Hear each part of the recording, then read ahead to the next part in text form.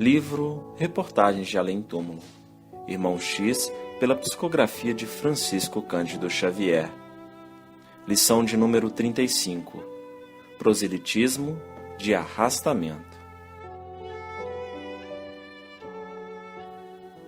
Virgulino Rocha era médium de qualidades apreciáveis no serviço do bem.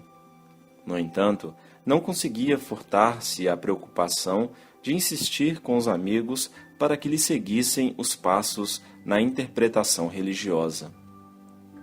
Na oficina do ganha-pão, era trabalhador corretíssimo, considerando o caráter sagrado de suas responsabilidades e obrigações.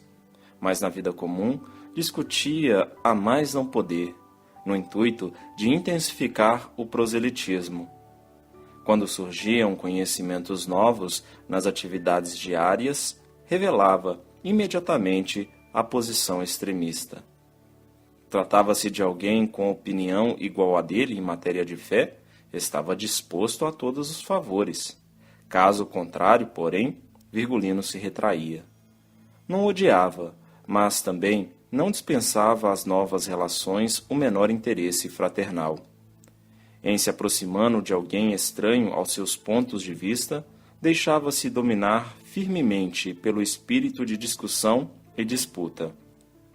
Nesse capítulo, não esclarecia, nem convidava. Preferia arrastar. Em vão, os amigos espirituais ofereciam-lhe novas diretrizes. Por vezes, contra todas as suas expectativas, o orientador invisível tomava-lhe a mão e escrevia sem rebuços.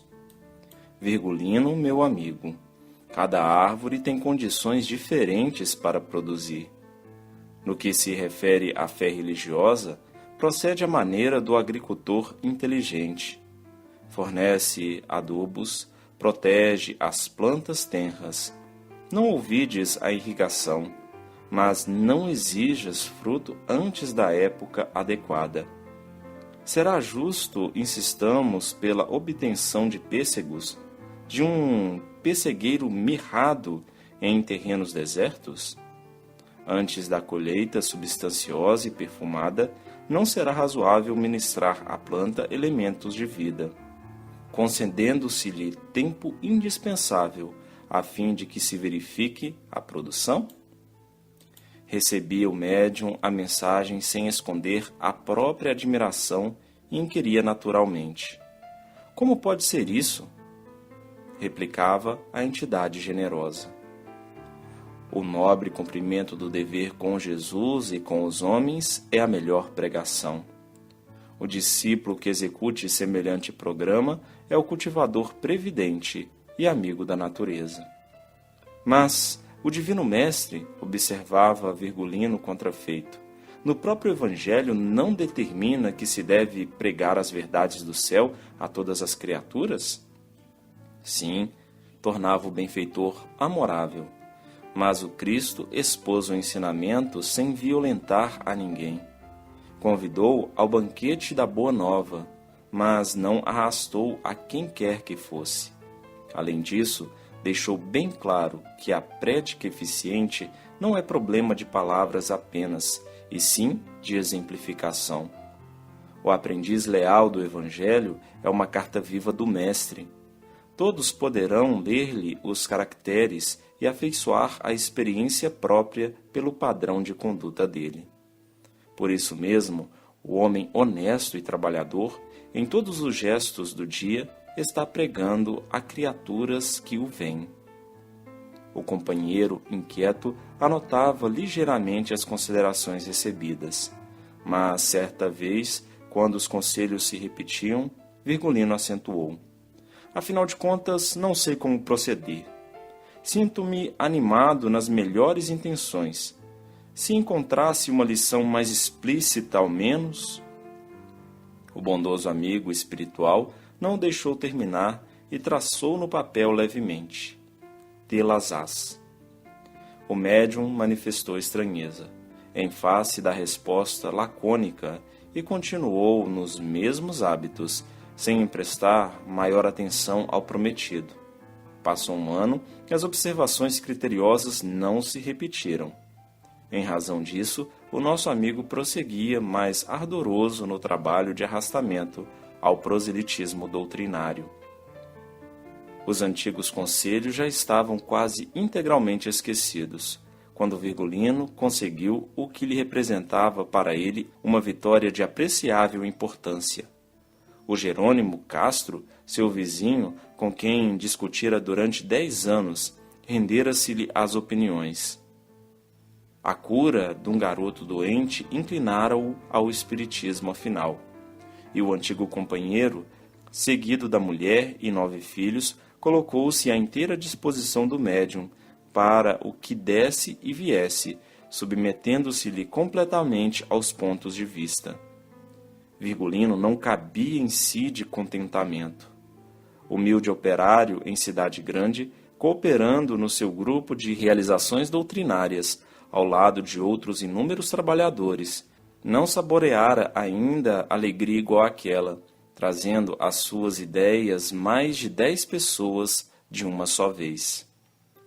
Não pudera perceber que semelhante satisfação era fogo fátuo, de vaidade mal dissimulada, e que o triunfo fictício era somente agravo de responsabilidades na bagagem de deveres ali pesarem nos ombros.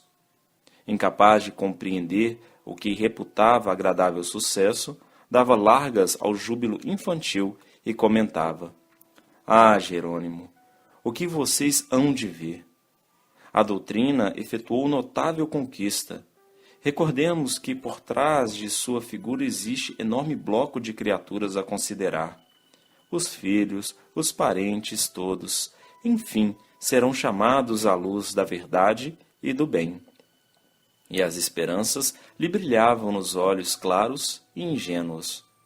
Em breve tempo, contudo, a realidade surgia diversamente.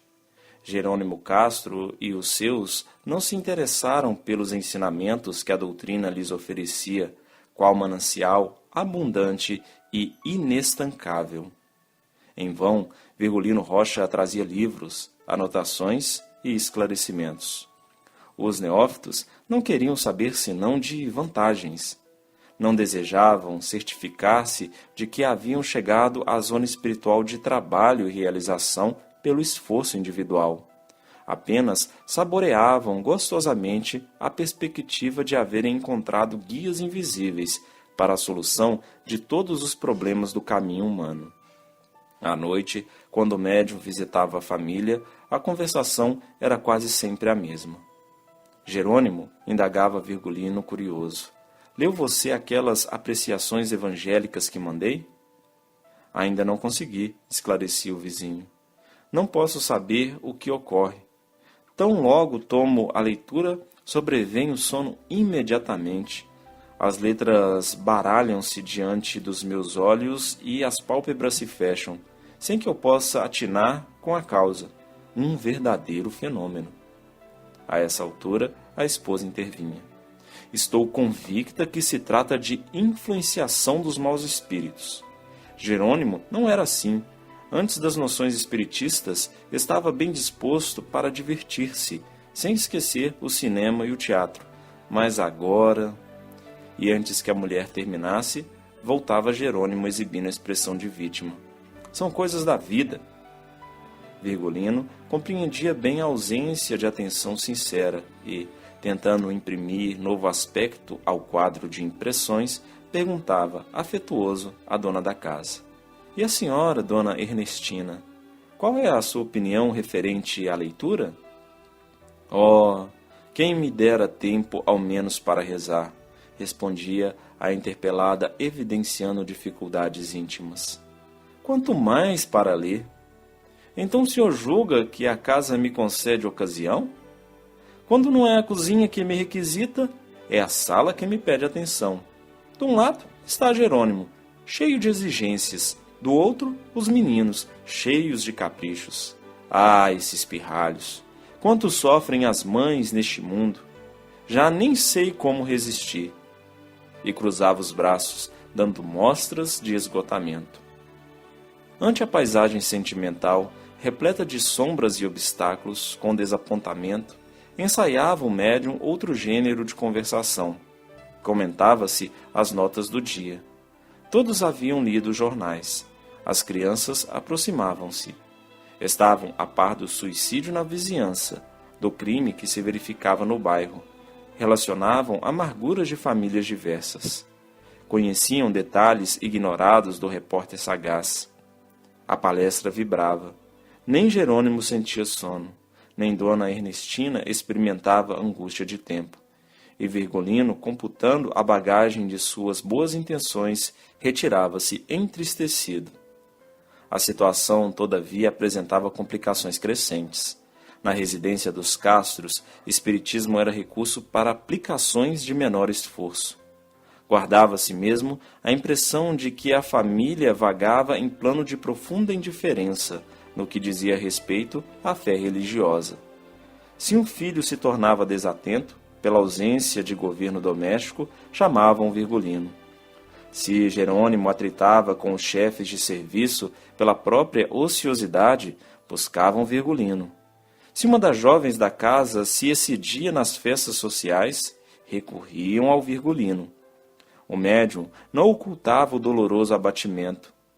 Não se passava um dia sequer sem que os supostos convertidos apresentassem indagações intempestivas e inconvenientes.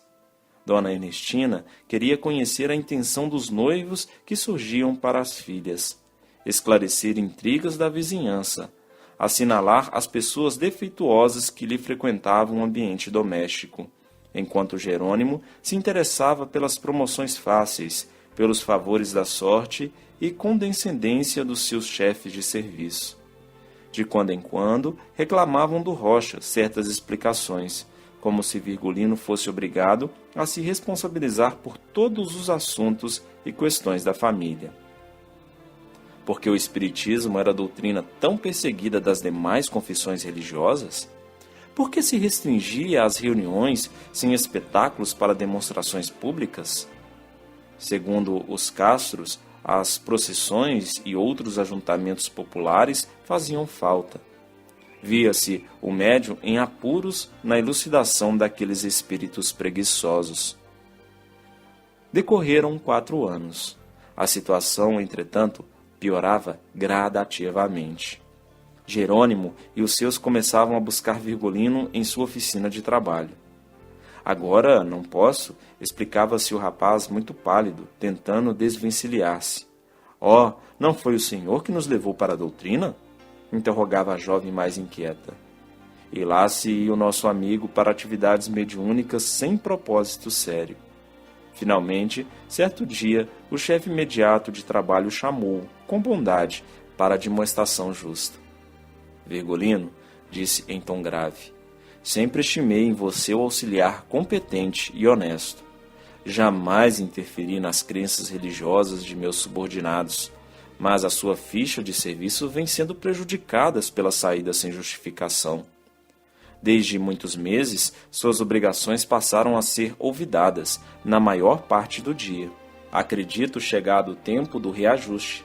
Sempre ensinei a todos que esta é uma casa de trabalho e realização. O médium baixou os olhos, envergonhado, e respondeu tímido. O senhor tem razão.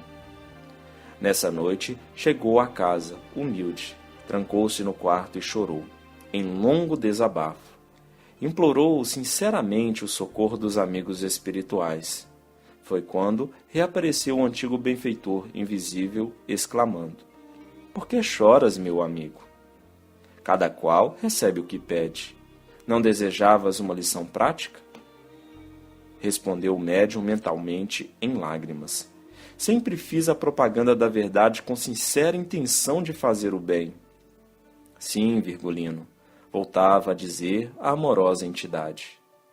Ensinar exemplificando é seguir os passos do Cristo, mas arrastar é perigoso. Arrastar é perigoso. Além disso, nosso Pai Celestial concedeu pés a todos os homens. Não será indispensável que cada um caminhe por si mesmo? Quem espalha a verdade, amando como Jesus amou, edifica na vida eterna.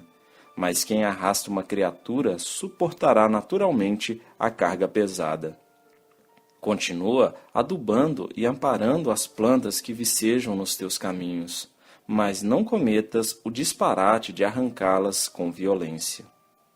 No dia seguinte, muito cedo, antes que Jerônimo se dirigisse à repartição, Virgulino bateu à porta dos castros e, valendo-se do ensejo que reunia a família para o café matinal, explicou resoluto, em voz firme: Meus amigos, venho solicitar-lhes grande favor. Não me procurem doravante na oficina do meu ganha-pão.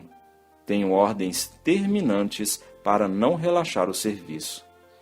E antes que os ouvintes voltassem a si do espanto enorme, prosseguiu serenamente: Não é só isso. Valho-me da oportunidade para apresentar-lhes minhas despedidas. Circunstâncias imperiosas obrigam-me a transferir a residência. Que é isso, homem? Respondeu Jerônimo pasmado. Não podemos dispensar-lhe a companhia. Não é possível, exclamava a filha mais velha. Que será de nós todos doravante? Não foi o Senhor quem nos levou para a doutrina dos espíritos? O médium não se deixou impressionar e esclareceu: Desfaçamos os equívocos enquanto é tempo. Não precisam manter determinadas atitudes religiosas tão somente para meu agrado. São livres para o caminho que melhor lhes pareça. Quanto a mim, devo conhecer minhas próprias necessidades. E nunca devemos esquecer que todos precisamos união cada vez mais intensa com o Cristo. Ele, sim, é a nossa companhia indispensável. Entretanto, são mais de 15 anos de vizinhança e convivência, aventurou Dona Ernestina chorosa. Então, isso não se levará em conta? Deus opera a mudança para o bem, esclareceu o visitante ao sopro de elevada inspiração. E antes que os castros acordassem do assombro, o vizinho esboçou um gesto de adeus e concluiu: Não tenho tempo a perder. Jesus os abençoe. E depois de longas correrias pelos subúrbios, Virgulino Rocha contratou a cooperação de vários veículos de transporte, e lá se foi com a família para os confins de Cascadura.